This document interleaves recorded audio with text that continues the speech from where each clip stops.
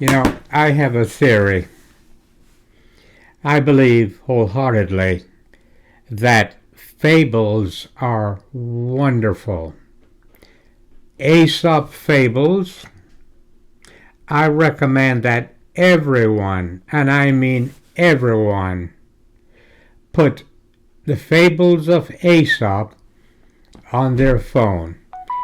And if you ever find yourself someplace where you have a few minutes to spare, just click on Aesop Fables and learn about morality. Now, Aesop supposedly was a Greek slave who entertained himself by writing fables. Okay? And a lot of these fables are about morality. Of course, like all fables, as you know, many religions are based on fables. And your evening news is based on fables. That is, they are either true, half-truth, lies, half-lies, or just plain nonsense. The thing about fables, though, is that they have a very strong suggestion of morality. In Aesop's case, of course, what he did was he used animals, talking animals, which is no different than parting seas and rocks that talk and bushes that burn and voices coming out of weird places. So, except in Aesop fables, there is no, what's the word? There is no attempt to deceive you, to tell you that it is truth. The morality is worth knowing about, but the talking animals, you know, they're not true. In religion, of course, they make you believe a lot of nonsense to be true, but that's another video. Today what I'd like to do is to tell you one of my fables, and it has to do with the Iraq War. Now, many years ago, there was a man by the name of Cheney. Cheney was to Bush as Elon Musk is to Trump. Now, Cheney designed a war 6 months before he actually implemented that war. And what he did, he implemented a war that would benefit 19 of his friends. Now, this is either half true, not true, or just downright lies. You, in thinking for yourself, have to determine that. But anyway, 6 months before the war in Iraq, he created and designed the war that would benefit 19 of his friends. Okay, but how do you convince an entire country to go to war? Well, you create weapons of mass destruction. Now that's pretty scary. So that should scare an awful lot of people. But how do you deliver that message? Well, they used a guy by the name of Colin Powell, a very religious man. You always use religious people, by the way. I can't remember if he was a Baptist or maybe he was an Episcopalian. Doesn't matter. He was a religious person, and he was a man with a lot of integrity. So if he told you something, you would believe it. So he went on television and he told the American people about Iraq having weapons of mass destruction, and that convinced people. Now, what did Colin Powell getting out of telling such a massive lie? We don't know. It's a mystery, and we'll probably never know. But everybody was ready to go to Iraq to fight the war that would benefit 19 friends of Cheney. So there you had it. We went there, and the only people that benefited from that war were the 19 friends of Cheney. Now, I tell you about this fable because I want you to either verify what I said or prove me a downright liar. It's okay.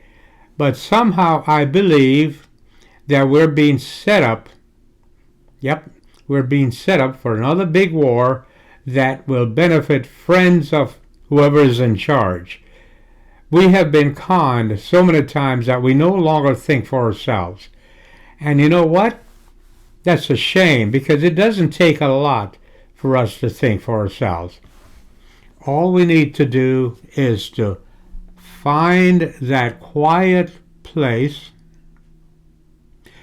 separate lies from facts, separate facts from fiction.